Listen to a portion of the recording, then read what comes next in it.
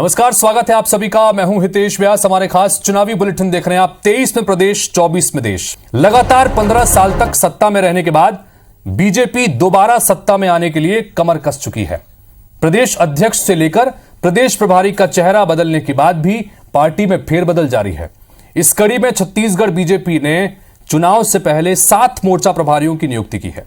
विजय शर्मा को युवा मोर्चा तो ओपी चौधरी को पिछड़ा वर्ग का प्रभारी बनाया गया है। केदार कश्यप और महेश गागड़ा को भी अहम जिम्मेदारी सौंपी गई है। अब सवाल यह है कि इस फेरबदल का कितना असर बीजेपी और छत्तीसगढ़ की राजनीति पर होगा। सवाल यह भी है कि क्या युवा चेहरों को प्रभार देने से बीजेपी का जनाधार बढ़ेगा। 2 गेस्ट हमारे साथ में जुड़ेंगे, उनसे आपकी तारुफ कराएं। उससे पहले एक बार देखिए कि क्या कुछ इस मसले पर बयानबाजी हुई है।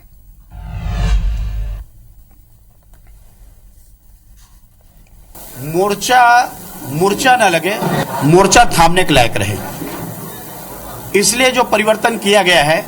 और आने वाले समय में मैं कहता हूं कि एक हमारा मोर्चा है, वो मोर्चा में डटे रहेंगे और इस सरकार को 2023 की विदाई में उनका महत्वपूर्ण भूमिका होगी। देखिए, भारतीय जनता पार्टी यह सोचती है कि वह अपने संगठन में नीचे से ऊपर तक बार बदलाव करके मजबूती प्रदान कर लेगी, तो मुगालते में है।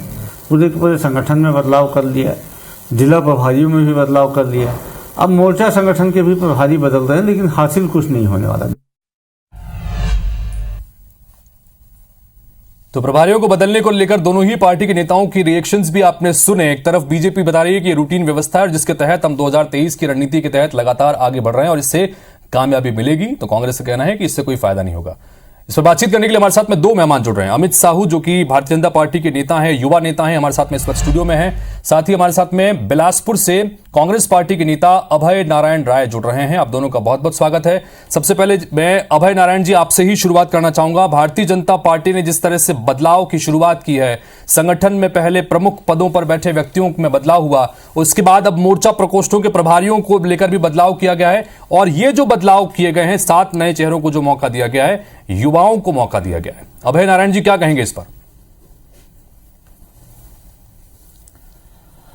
हितेश जी, 2018 में पूरे प्रदेश की जनता ने भारतीय जनता पार्टी की 15 साल की सरकार को बदला।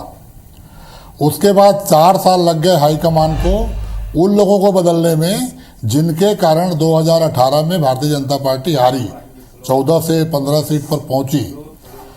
प्रदेश अध्यक्ष बदले गए, नेता प्रतिपक्ष बदले गए, प्रभारी तो पता नहीं कितने बदले गए और बदलने की इतनी हड़बड़ी थी कि राष्ट्रीय प्रभारी छत्तीसगढ़ में मीटिंग ले रही थी और उनकी छुट्टी कर दी गई दिल्ली में।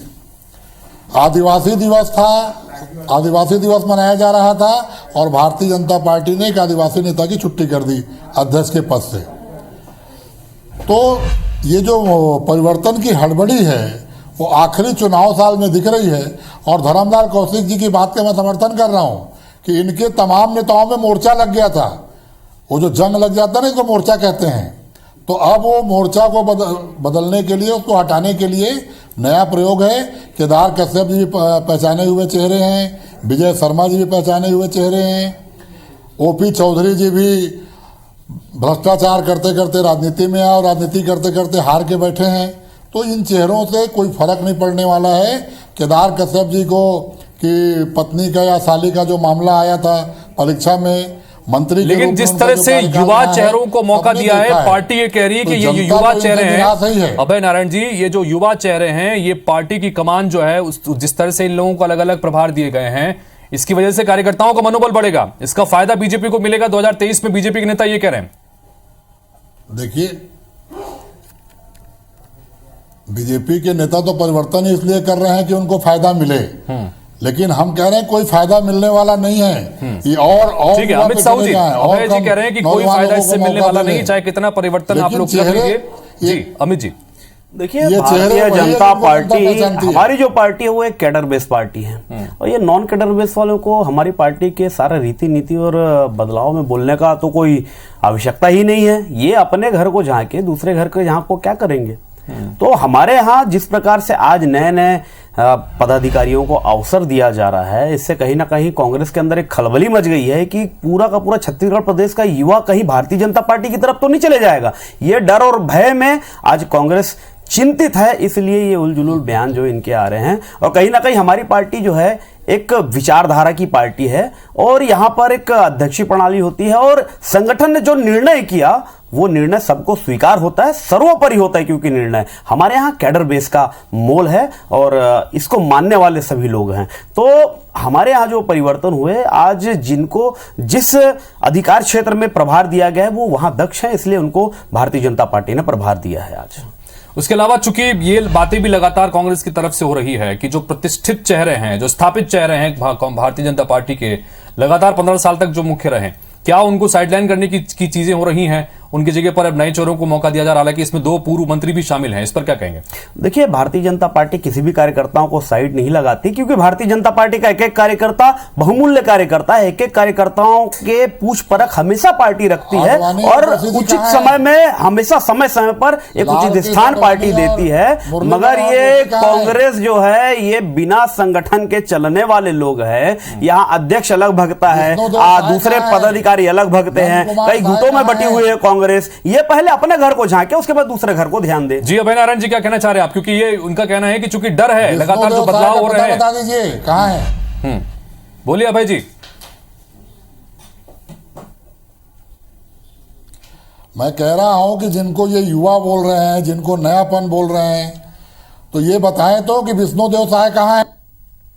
राष्ट्रीय कार्य समिति के सदस्य आडवाणी जी का पता बता दें, मुरली मनोहर जोशी जी मार्गदर्शक मंडल में बैठे हैं। आडवाणी जी, मुरली मनोहर जोशी जी मार्गदर्शक मंडल में बैठे हैं। बिल्कुल एक एक कार्यकर्ता का मार्गदर्शन करते हुए बैठे हैं। यही साइड लगाने का तरीका है। बिल्कुल मार्गदर्शन करते हैं। हमारे यहाँ एक एक कार्यकर्ताओं की पूछ परख होती है। आपके यहाँ ऐसा नहीं कि कांग्रेस में कुछ भी चलता है, कोई कार्यकर्ता अनुशासित नहीं रहता। जिसके मन में जो आता है वो करता है कांग्रेस में कार्यकर्ता, क्योंकि आपके कार्यकर्ता अनुशासनहीन होते हैं। कोई आपके यहाँ संगठन के फॉलो करने वाले, गाइडलाइन को मानने वाले लोग नहीं होते हैं। वो अपना एकला चलो रे। आज भी देखो पूरे प्रदेश भर की कांग्रेस कई गुटों में बटी हुई है। आप पहले अपने घर पे ध्यान दीजिए। हमारे यहाँ सभी कार्यकर्ताओं को स्थान दिया गया है। आपको चिंता करने की आवश्यकता नहीं है। ऐसा सोचते रहे, आप ऐसा करते रहे।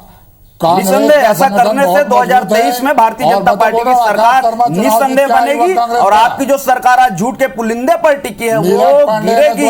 अब ज्यादा दिन वो पुलिंदा आप लोगों के झूठ का भार नहीं लगातार हमने इस प्रतिक्रिया ली। कांग्रेस पार्टी के नेताओं का ये कहना है कि पिछले 15 साल की सत्ता के बाद, 15 साल की सत्ता के बाद ऐतिहासिक हार हुई, उसके बाद चार अलग अलग ठीक है, 4 अलग अलग जो उपचुनाव हुए उसमें हार का सामना करना पड़ा, नगरीय निकाय चुनाव में हार का सामना करना पड़ा।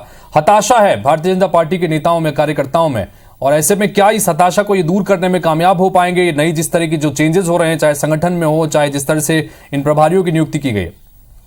अमित जी।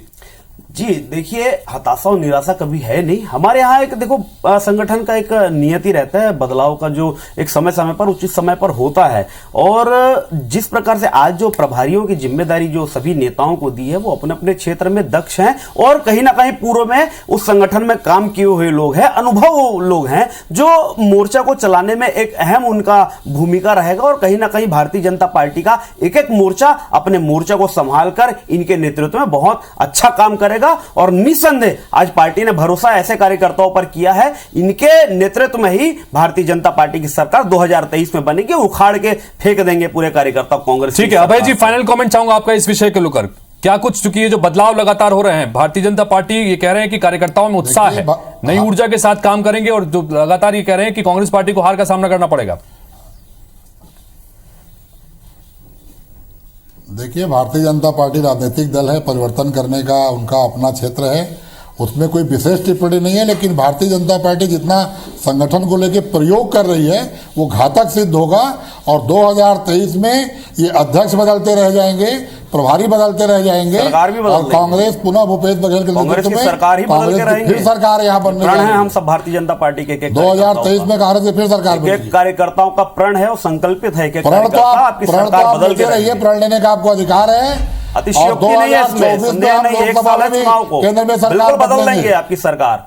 छत्तीसगढ़ की जनता देख ली आपकी झूठों को, बदल देंगे। 2023 में कांग्रेस की सरकार छत्तीसगढ़ में पुनः बिल्कुल नहीं बनेगी कांग्रेस और की सरकार। 2024 में जनता केंद्र से आपको उखाड़ फेंकेंगे। जो विश्वास आप हमारे लोगों के ऊपर किया कार्यकर्ता था, वो तैयार विश्वास है, टूट चुका है। अब भाजपा हमारे कार्यकर्ता तैयार है, बूथ से लेकर चलिए समय समय समय से लेकर समय खत्म प्रदेश हो गया तक मेरे हमारी पास में। तैयारी आप है। दोनों का बहुत बहुत शुक्रिया इस विषय पर अपनी बात रखने के लिए। भारतीय जनता पार्टी कह रही है कि जिस तरह के बदलाव हो रहे हैं, कार्यकर्ताओं के भीतर सकारात्मक संदेश जाएगा जिसका असर 2023 में दिखेगा। तो कांग्रेस नेता लगातार ये कह रहे हैं कि कितने ही बदलाव कर लीजिए, कोई फर्क नहीं होगा। बहरहाल इंतजार करना होगा आपको भी, हमको भी।